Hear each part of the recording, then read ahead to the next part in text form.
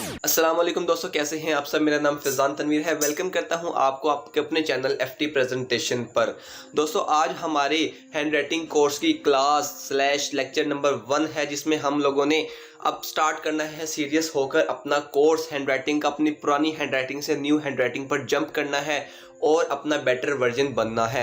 उम्मीद करता हूं कि आप लोगों को जो इसका लेक्चर नंबर 0 था उसमें जो आपकी कुछ प्रॉब्लम्स थी, कुछ क्यूरीज थी, वो समझ आई होंगी। जिन्होंने वो वीडियो नहीं देखी, सबसे पहले आपको रेकमेंड करूंगा कि वो वीडियो देख के नीचे डिस्क्रिप्शन में भी उसका मैं लिंक डाल दूंगा।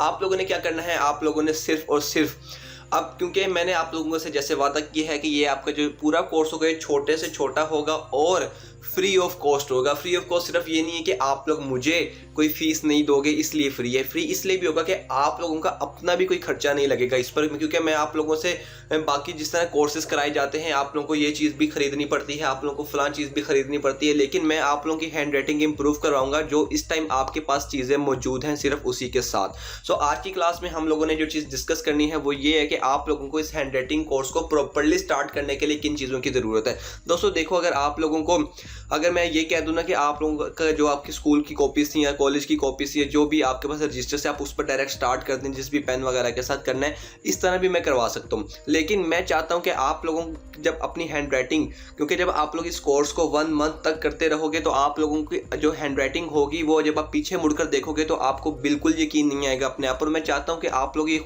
जो रिलैक्सेशन है, ये खुशी है, ये हासिल करो कि जब आप लोग अपने बैकवर्ड, जो आपकी सबसे स्टार्टिंग वाली राइटिंग थी इस कोर्स को स्टार्ट करने से पहले और इस कोर्स को एंड करने के बाद की जो राइटिंग होगी उसमें ज़मीन आसमान का फ़र्क खुद अपनी आंखों से देखो। सो इसके लिए आप लोगों को थोड़ी सी चीज़ें, लेकिन यकीन माने किसी भी किस्म का आपको यहाँ पर कॉस्ट लगाने की, इनपुट पैसा लगाने की ज़रूरत नहीं है। आप लोगों ने बस क्या करना है, जो चीज़ें मैं आप लोगों से कह रहा हूँ आपने अपने ही स्कूल बैग के अंदर ये चीज़ें मिल जाएंगी। आप लोगों ने बस निकाल कर साइड पर कर लेनी है। और सिर्फ ये आप लोगों से एक चीज़ कह रहा हूँ कि आप लोगों ने जो हैंड राइटिंग की जो चीज़ें हैं वो आपने किसी और चीज़ को शेयर नहीं करवानी।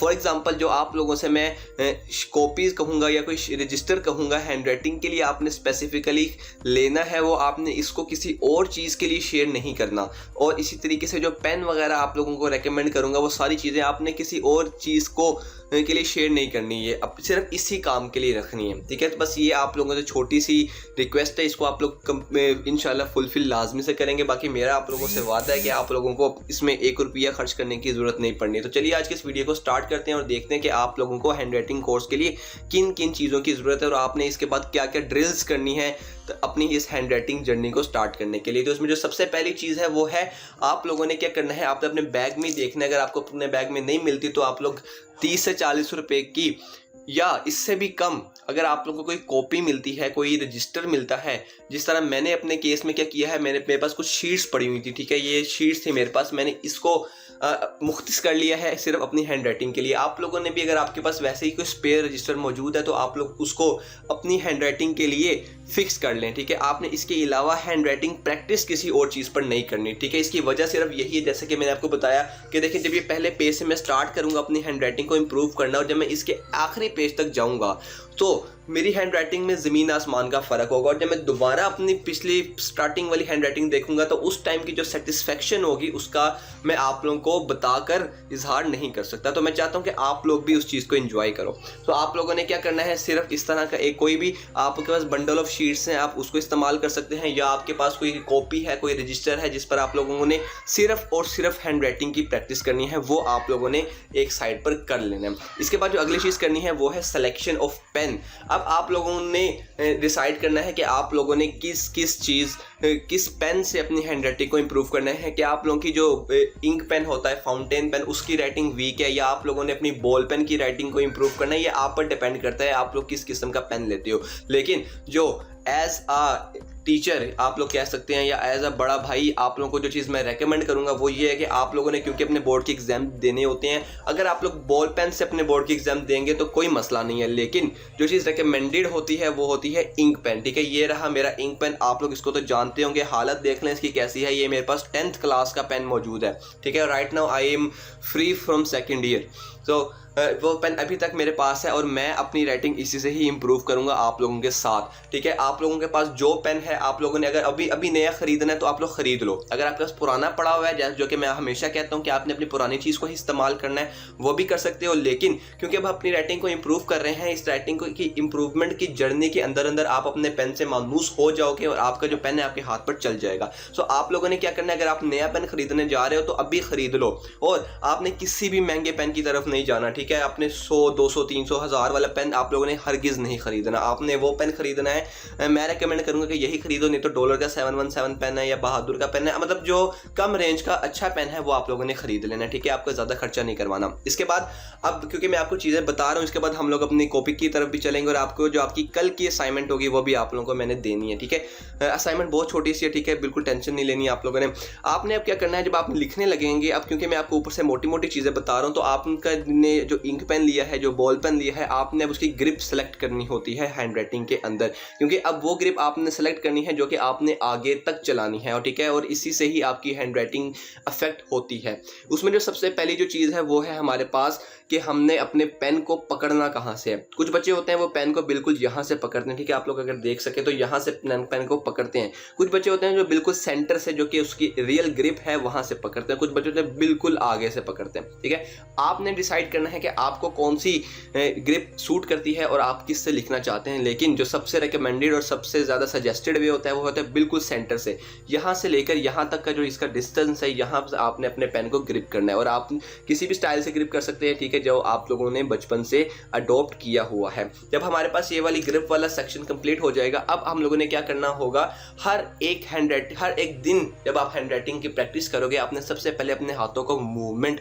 देनी होगी। अगर आप लोग बिल्कुल इसी तरीके से, अगर कोई ऐसा प्लेयर है जो कि प्रैक्टिस किए बगैर, ड्रिल किए बगैर ही ग्राउंड में चला जाता है खेलने के लिए, तो वो कभी भी अच्छा परफॉर्म नहीं कर सकता। उसको सबसे पहले अपनी प्रैक्टिस करनी पड़ती है, एक्सरसाइज करनी पड़ती है। तो उसके अलग अलग तरीके हैं एक्सरसाइज करने के। आप लोग बेशक अभी बैठे बैठे अपने हाथों की एक्सरसाइज कर लो अच्छी तरीके से। हाथों को ऐसे ऐसे, मतलब जिस तरह भी आपने प्रैक्टिस करनी है, आप लोग अपने हाथों को इस तरह मरोड़ सकते हो, इस तरह थोड़ी देर मूवमेंट कराते रहो, एक्सरसाइज कराते रहो, ड्रिल करवाते रहो अपनी हैंड्स की। इससे क्या होगा, आपके जब आप लोग अपनी प्रैक्टिस करने लगेंगे और इसको एक आदत बना लेंगे, तो आप लोगों को कभी भी हाथों में देर से लिखने में मुश्किल नहीं होगी। फॉर एग्जाम्पल, जिस तरह हमारा उर्दू का पेपर होता है, काफ़ी ज़्यादा टाइम टेकन होता है, काफ़ी ज़्यादा लेंथी होता है पेपर, तो उसमें क्या होता है, बच्चों के हाथ दुखना शुरू कर देते हैं जब वो अपना पेपर कर रहे होते हैं। तो उसकी सिर्फ एक ही वजह होती है कि उनके हैंड्स की प्रैक्टिस नहीं होती, वो अपने हैंड को ड्रिल्स कर नहीं लेकर जाते। तो आप लोगों ने ये काम नहीं करना और आप लोगों ने अपने हाथों की एक बार प्रैक्टिस करनी है। अब आखिरी चीज़ है वो मैं आप लोगों को दिखाता हूँ पेपर के ऊपर, वो चीज़ है थोड़ी इम्पोर्टेंट। ठीक है, तो आपने अब देखना है कि हमने अपनी हैंड राइटिंग की प्रैक्टिस करते वक्त अपनी पेज की ओरिएंटेशन किस तरीके से रखनी है। जिस चीज़ के बारे में मैं बात कर रहा था वो थी आपकी पेज की ओरिएंटेशन हैंड राइटिंग करते हुए। बहुत से बच्चे इस तरह के होते हैं, ख़ास तौर पर जो स्ट्रेट हैंड राइटिंग की तरफ जाते हैं, वो अपने जो उसकी शीट्स होती है या जिसे होता है उसको बिल्कुल वर्टिकल 90 डिग्री के एंगल पर रखकर इस तरीके से लिखते हैं। ठीक है, आप लोगों ने डिसाइड करना है कि आप लोगों ने हैंड राइटिंग के दौरान कौन सी ओरिएंटेशन को अडॉप्ट करना है, क्योंकि कुछ बच्चे इस तरह के होते हैं, इंक्लूडिंग मी, कि वो अपने पेपर को थोड़ा सा टिल्ट कर यानी कि इस तरीके से कर लिखते हैं, और कुछ बच्चे होते हैं वो बिल्कुल ही इस तरीके से कर लिखते हैं। अब आप लोगों ने डिसाइड करना है कि आप लोग बचपन से किस पैटर्न को फॉलो करते आ रहे हैं और किस तरीके से आप लोगों को कंफर्टेबल होते हैं अपनी हैंड राइटिंग को करते वक्त किस पेज ओरिएंटेशन के साथ। हमारे पास 3 किस्म की ओरिएंटेशन है। एक है हमारे पास ये 90 डिग्री वाली, एक है हमारे पास ये 45 डिग्री वाली और एक है बिल्कुल 180 वाली। तो आपने डिसाइड करना है कि आप लोगों ने कौन सी ओरिएंटेशन को अडॉप्ट करना है। और इसी के साथ आपको जो मैं अगले वीडियो के सेक्शन में जो मैं आपको पैराग्राफ देने वाला हूं राइटिंग के लिए, उसमें आप लोगों ने उसी हैंड राइटिंग के साथ करना है और इसको आपने छोड़ना नहीं है। ठीक है, जिसको आप पहले फर्स्ट ऑफ ऑल अडॉप्ट कर रहे हैं उसी को आपने हमेशा उस ओरिएंटेशन को अडॉप्ट करके रखना है। जी, तो अब चलते हैं अपनी उस राइटिंग की तरफ, उस चीज़ की तरफ जिसको मैंने आप लोगों को असाइनमेंट का नाम दिया था और आपसे कहा था कि आपने छोटी सी असाइनमेंट कर लानी है। वो ये है कि आप लोगों को मैं एक पैराग्राफ देने लगा हूँ। ठीक है, वो पैराग्राफ आपने डिस्क्रिप्शन में एज इट इज़ जिस भी वो लैंग्वेज में होगा आपने उससे अपनी जो नॉर्मल आपकी राइटिंग है उससे लिखना स्टार्ट करना है, जो कि आपकी बिल्कुल बिगनर राइटिंग होगी। इससे होगा क्या, जब हमारा लेक्चर नंबर 2 आएगा उसमें हम लोग उसमें से फ्लॉज निकालेंगे और मैं भी आपके साथ उसी पैराग्राफ को लिखूंगा। पैराग्राफ में से आपने एक वर्ड भी चेंज नहीं करना, क्योंकि वो इंग्लिश लैंग्वेज में नहीं है। मैंने जानबूझकर उसको थोड़ा सा चेंज किया है, तरीकाकार चेंज किया है वो करने का। तो आपने बस मेरे पे ट्रस्ट करना है और आपने उस पैराग्राफ को लिख कर अपनी नॉर्मल आपने अपना पहला पेज जो होगा उसको स्टार्ट कर देना है, क्योंकि जब तक कोई आप पहला स्टेप नहीं लेगा वो आगे भी सक्सेस तक पहुंच नहीं सकता। तो आपने वो क्या करना है, वो डिस्क्रिप्शन में आप लोगों को वो पैराग्राफ दे दूंगा, मैं यहाँ पर भी उसको मेंशन कर दूंगा। आपने एज इट इज़ छोटा सा पैराग्राफ होगा, वहाँ से हम लोग अपनी जो फ्लॉज हैं हमारी हैंड राइटिंग में उसको आइडेंटिफाई करेंगे, ठीक है, अपने लेक्चर नंबर 2 के अंदर। तो आपने उसको लाजमी से करना है। मैं भी अभी जाकर उस पैराग्राफ को लिखने लगा हूँ अपनी राइटिंग के अंदर, क्योंकि मैंने भी आपके साथ ही अपनी हैंड राइटिंग को ठीक करना है। उम्मीद करता हूँ कि आपको लेक्चर नंबर 1 से कुछ अच्छा जानने को मिला होगा, आपको कुछ चीज़ें पता चली होंगी जो कि हमें ज़रूरत है अपनी हैंड राइटिंग की जर्नी को स्टार्ट करने के लिए। अपना बहुत सा ख्याल रखें। फिजान तनवीर को इजाज़त दें, और अगर वीडियो पसंद आई तो इस वीडियो को लाइक कीजिएगा, साथ चैनल को सब्सक्राइब कर दें, साथ रेड कलर का आइकन मौजूद है उसको क्लिक कर अब सब्सक्राइब कर लें, ताकि फ्यूचर में आने वाली वीडियोज़ की नोटिफिकेशन आप लोगों को मिल सके। अपना बहुत सा ख्याल रखें और हैंड राइटिंग की प्रैक्टिस करें। अल्लाह हाफिज़।